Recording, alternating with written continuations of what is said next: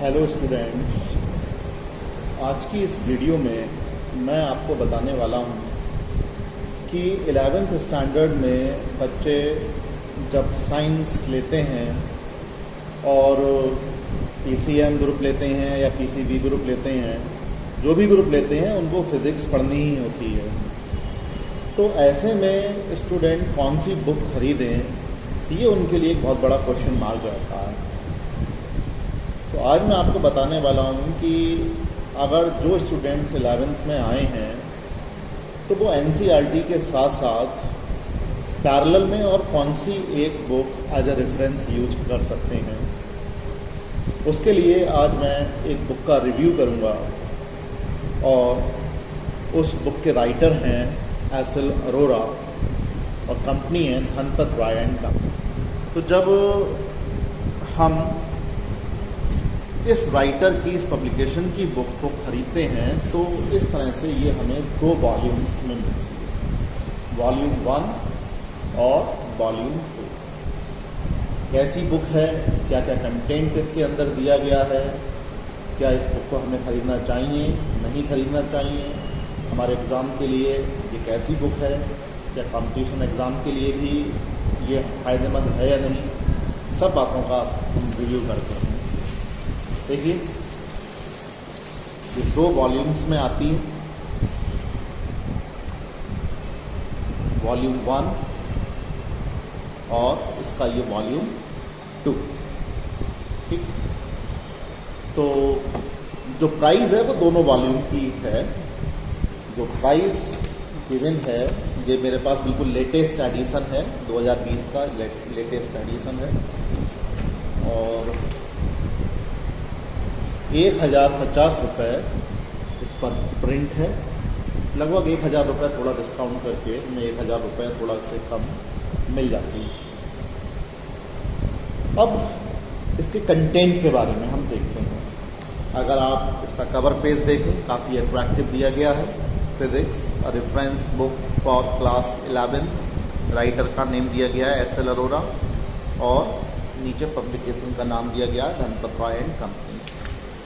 अगर आप इसकी पेजेस की क्वालिटी देखेंगे तो पेजेस की जो क्वालिटी है ये भी काफ़ी अच्छी दी गई है और बाइंडिंग भी अच्छी है बुक की। देखिए, जब आप इस पेज पर आते हैं तो इस पेज पर आपको पूरा सिलेबस दिया गया है कि 11th स्टैंडर्ड का क्या क्या सिलेबस रहने वाला है। पूरा सिलेबस हमारा 10 यूनिट्स में डिवाइड किया गया है। तो ये 10 यूनिट्स के नाम दिए गए हैं यहाँ पर।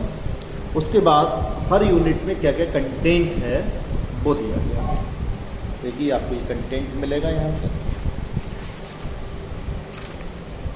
फिर कौन सा टॉपिक किस पेज पर दिए गए हैं ये आपको गिवन है।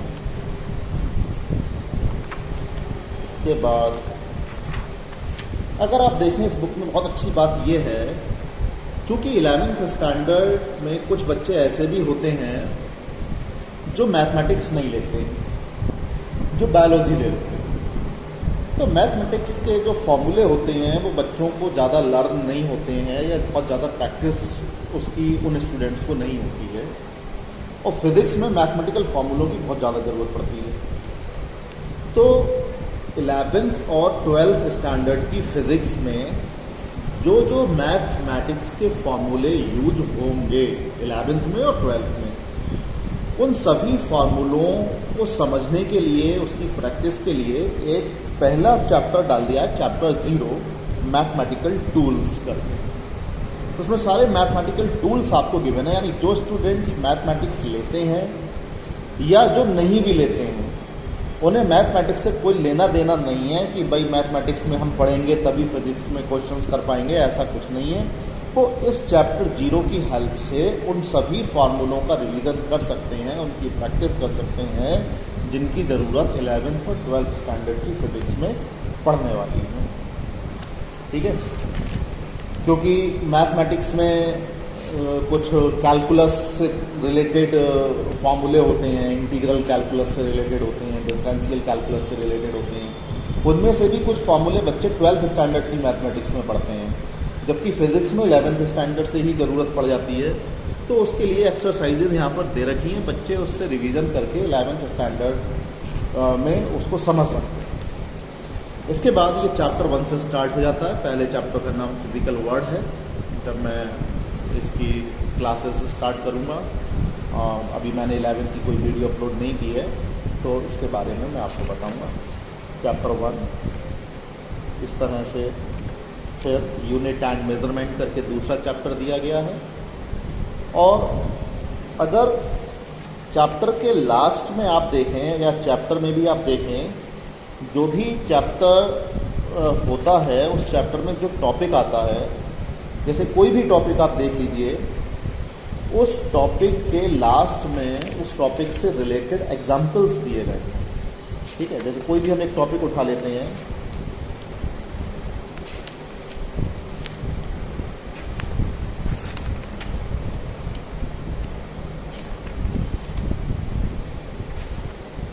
देखिए जैसे ये dimension of a physical quantity करके एक टॉपिक दिया गया है। अब इस टॉपिक पर बहुत सारी डायमेंशंस की लिस्ट दी गई है और इससे रिलेटेड एग्जाम्पल्स यहाँ डाले गए, और एग्जाम्पल्स के बाद फिर इससे रिलेटेड आपको एक एक्सरसाइज दी गई है।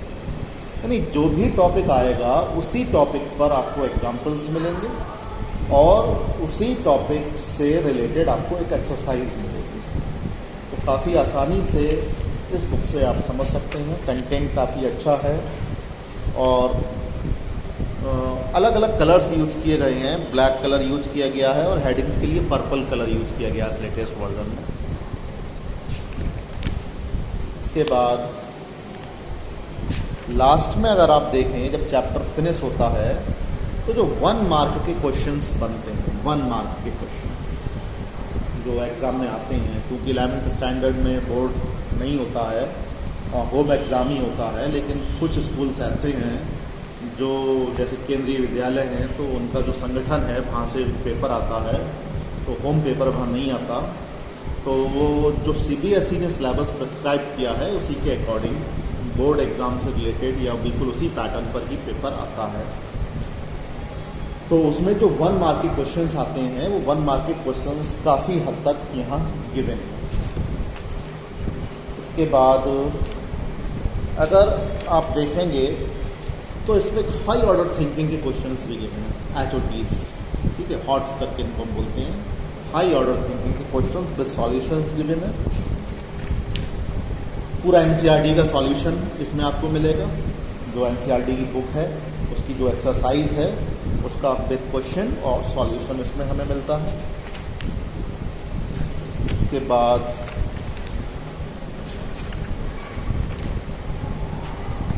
NCERT के सॉल्यूशन के बाद देखिए एक नया इसमें जो कंटेंट डाला गया है, एक नया इसमें ऑब्जेक्टिव टाइप क्वेश्चंस। ये इससे पिछले वर्जन में आपको नहीं मिलेगा। जो इससे पिछला एडिशन आया था वो इसमें आपको नहीं मिलेगा। ये लेटेस्ट वर्जन में आया है ऑब्जेक्टिव टाइप क्वेश्चंस। क्योंकि अब बोर्ड एग्ज़ाम में भी 10 ऑब्जेक्टिव क्वेश्चंस आते हैं, MCQs आते हैं और 20 नंबर के एक नंबर के क्वेश्चंस आते हैं। उसमें फिल इन द ब्लैंक्स भी आते हैं, उसमें MCQs भी आते हैं। तो उसकी प्रैक्टिस के लिए एक नया सेक्शन इसमें डाला गया है, ऑब्जेक्टिव टाइप क्वेश्चंस। और अगर आप इस चैप्टर को अच्छे से पढ़ते हैं तो इतना अच्छा कंटेंट इसमें है कि सारे ऑब्जेक्टिव क्वेश्चंस आप कर पाएंगे और उनके सॉल्यूशंस भी लास्ट में इसमें गिवन है। ठीक है, ये इसमें आंसर्स केवल ऐसा नहीं है कि केवल कीज दी गई हैं आंसर्स की, उसका एक्सप्लेनेशन भी दिया गया है। इसके बाद देखिए ये फिल इन द ब्लैंक्स वाला सेक्शन है, आपको फिल इन द ब्लैंक्स मिल जाएंगे इसमें सारे फिल इन द ब्लैंक्स। और ये मैचिंग वाले क्वेश्चंस इसमें इस बार नया नेक्स्ट सेक्शन डाला हुआ है, जो पिछले वर्जन में आपको नहीं मिलेगा। मैचिंग वाले क्वेश्चंस डाले गए हैं और सबसे अच्छा लास्ट में पूरे चैप्टर को एट ए ग्लांस करके इसमें दिया गया है। जो भी पूरा चैप्टर हमने पढ़ा है उसका एक क्विक रिवीजन भी लास्ट में ले सकते हैं। और उसके बाद में लास्ट में आपको कॉम्पिटिटिव एग्ज़ाम से रिलेटेड, जैसे ये जी एडवांस के ऑब्जेक्टिव क्वेश्चंस हैं। जी एडवांस के बाद में इसमें आपको और भी कॉम्पिटिटिव एग्ज़ाम्स के जी मेंस का दिया गया है, जी एडवांस है, जी मेंस है, और सारे आंसर्स विद एक्सप्लेनेशंस गिवन हैं। एम्स का गिवन है,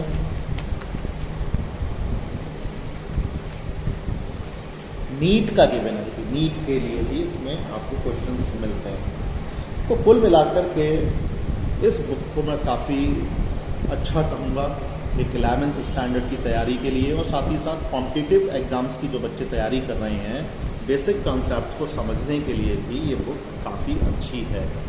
इस बुक को मैं रेकमेंड करूँगा। और अगर इसकी प्राइस रेंज मैंने अभी आपको बताई थी 1050 प्रिंट है, तो इस प्राइस रेंज में भी ये बुक अपनी कॉम्पिटिटिव बुक्स के हिसाब से बहुत अच्छी बुक है।